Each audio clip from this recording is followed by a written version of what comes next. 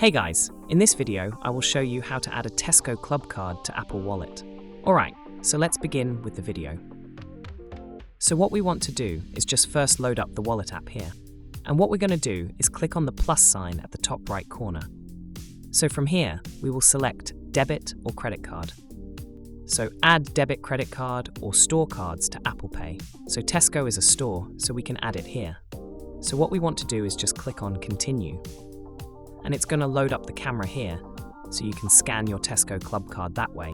If you want to enter your card details manually, you will just proceed with the next screen. And here, it's going to ask for the name, as well as the card number, and you can input it in the second field. Afterwards, you will click on Next, and it's going to add your Tesco Clubcard to Apple Pay. So that's basically how you can add a Tesco Clubcard to Apple Wallet. So that's all for this video.